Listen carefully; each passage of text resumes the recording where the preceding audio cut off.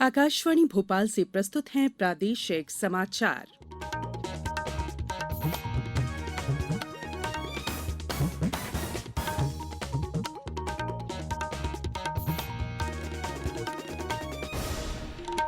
नमस्कार, समाचारों के साथ मैं संयुक्ता बैनर्जी। सबसे पहले इस बुलेटिन के मुख्य समाचार। युवाओं को रोजगार संपन्न बनाने के लिए उद्यम क्रांति योजना का मुख्यमंत्री आज करेंगे शुभारंभ। खरगोन जिले में जननायक टंट्या भील के जन्मोत्सव कार्यक्रम में राज्यपाल ने कहा, जनजातीय समाज के विकास में सभी लोग करें योगदान। कटनी में बने प्रदेश के सर्वाधिक ऊंचे रेलवे ओवरब्रिज का मुख्यमंत्री 7 अप्रैल को करेंगे लोकार्पण। और पर्यावरण संरक्षण के लिए प्रदेश में सामुदायिक पहल से किए जा रहे हैं आवश्यक उपाय। अब समाचार विस्तार से। मुख्यमंत्री शिवराज सिंह चौहान अपनी संकल्पना के अनुरूप युवाओं को रोजगार संपन्न बनाने की महत्वाकांक्षी मुख्यमंत्री उद्यम क्रांति योजना का आज शुभारंभ करेंगे। योजना को स्वरोजगार फ्रेंडली बनाया गया है, जिसमें युवाओं को खुद के रोजगार के लिए 1 लाख से 50 लाख रुपए तक का ऋण उपलब्ध करवाया जाएगा।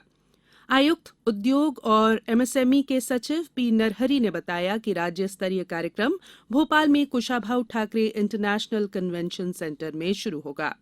योजना में इस वित्तीय वर्ष में 1 लाख युवाओं को लाभान्वित किए जाने का लक्ष्य रखा गया है। इस नई स्वरोजगार योजना में प्रदेश के 12वीं पास और 18 से 40 आयु वर्ग के युवाओं को विनिर्माण गतिविधियों के लिए 1 से 50 लाख रुपए तक और सेवा और व्यावसायिक गतिविधियों के लिए 1 लाख से 25 लाख रुपए तक की परियोजनाओं के लिए बैंकों से ऋण दिलाया जाएगा। मुख्यमंत्री उद्यम क्रांति योजना के हितग्राहियों को शासन द्वारा वित्तीय सहायता के रूप में 3% प्रतिवर्ष ब्याज अनुदान और बैंक ऋण गारंटी शुल्क अधिकतम 7 वर्षों के लिए दिया जाएगा। योजना के शुभारंभ अवसर पर मुख्यमंत्री श्री चौहान शिवपुरी, जबलपुर, खंडवा और पन्ना जिले के हितग्राहियों से संवाद करेंगे। खरगोन जिले में क्रांतिकारी जननायक टंट्या भील जन्मोत्सव कार्यक्रम आयोजित किया गया।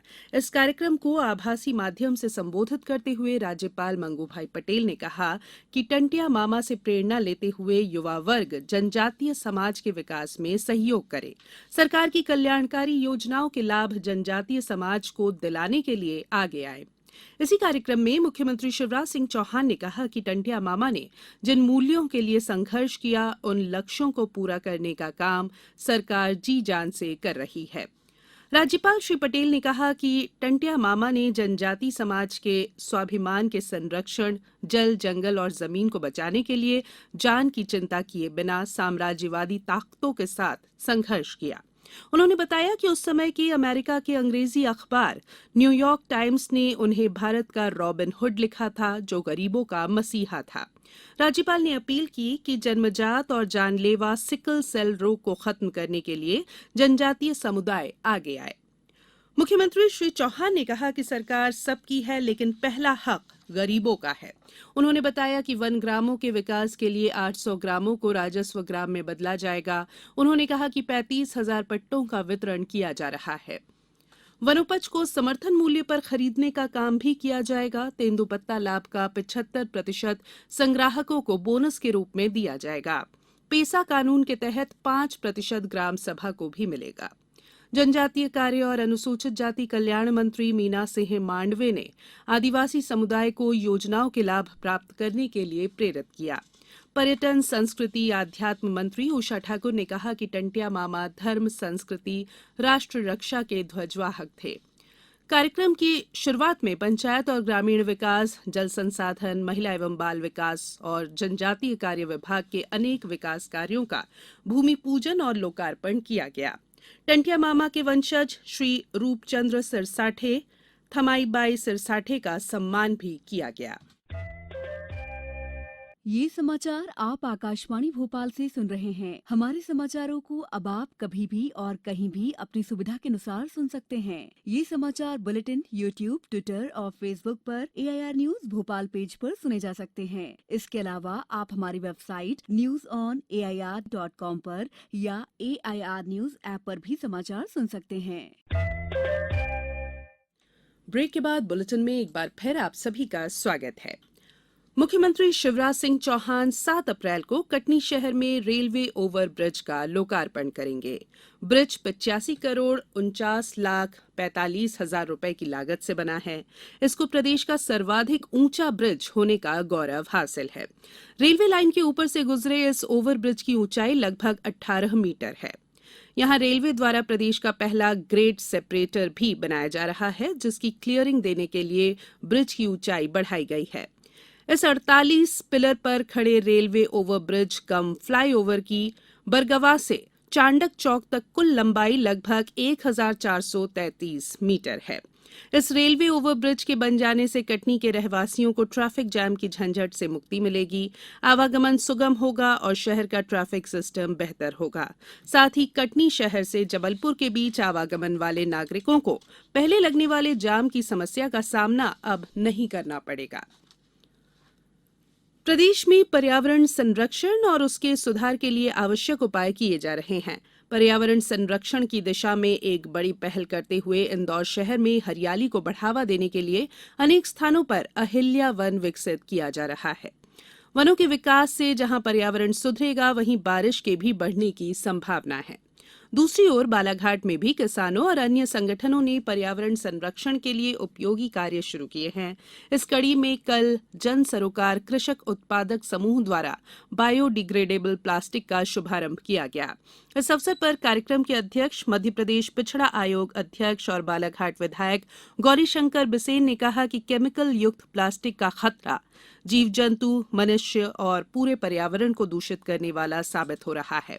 ऐसे में प्लास्टिक के बेहतर विकल्प के तौर पर एग्री ईगो प्लास्टिक को बढ़ावा दिया जाना चाहिए। प्रदेश की खुशहाली और आमजन की समस्याओं के समाधान के उद्देश्य को लेकर ऊर्जा मंत्री प्रद्युम्न सिंह तोमर ने कल से 4 दिवसीय पदयात्रा शुरू की। पदयात्रा का शुभारंभ ग्वालियर में कोटेश्वर मंदिर से किया गया। ऊर्जा मंत्री पदयात्रा के दौरान दतिया में मां पीताम्बरा शक्तिपीठ पहुंचकर पूजा अर्चना करेंगे। ऊर्जा मंत्री ने पदयात्रा के शुभारंभ अवसर पर कहा कि समाज की अंतिम पंक्ति के अंतिम छोर पर खड़े व्यक्ति तक शासन की योजनाओं को पहुंचाने के उद्देश्य से ये यात्रा शुरू की गई है। इस दौरान विद्युत समस्या निवारण शिविर भी लगाए जा रहे हैं। उन्होंने कोटेश्वर मंदिर प्रांगण में उपस्थित जन समूह को स्वच्छता का संकल्प भी दिलाया। सूचना और प्रसारण मंत्री अनुराग सिंह ठाकुर ने नई दिल्ली में प्रसारण सेवा पोर्टल का शुभारंभ किया।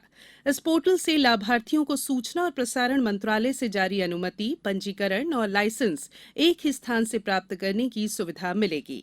इस अवसर पर श्री ठाकुर ने कहा कि व्यवस्था में पारदर्शिता लाने और इसे जवाबदेह बनाने के उद्देश्य से सरकार नई प्रौद्योगिकी अपना रही है। उन्होंने कहा कि प्रसारण सेवा पोर्टल से आवेदन जल्दी निपटाए जा सकेंगे। इस पोर्टल से कारोबार करने में सरलता लाने की दिशा में बड़ी सहायता मिलेगी। अब कुछ समाचार संक्षेप में। आगरमालवा जिले के गांव को पानी के क्षेत्र में आत्मनिर्भर बनाने के लिए ग्राम बरखेड़ी से जनपद स्तरीय जल सम्मेलन में जलाभिषेक अभियान का शुभारंभ हुआ। आजादी के अमृत महोत्सव के तहत जननायक क्रांतिकारी शहीद टंटिया मामा भील के जन्मोत्सव पर खंडवा के ग्राम कोठडा में टंटिया मामा का जन्मोत्सव उत्साहपूर्वक मनाया गया। सिवनी जिले के बरघाट थाना अंतर्गत जेवनारा के पास हिर्री नदी में पिकनिक मनाने गए 4 में से 3 किशोरों की डूबने से मौत हो गई। और शिवपुरी में नगरीय निकाय और त्रिस्तरीय पंचायतों की फोटोयुक्त मतदाता सूची के वार्षिक पुनरीक्षण के लिए जिला स्तरीय स्टैंडिंग कमेटी की बैठक 7 अप्रैल को आयोजित की गई है। अंत में बुलेटिन के मुख्य समाचार एक बार फिर।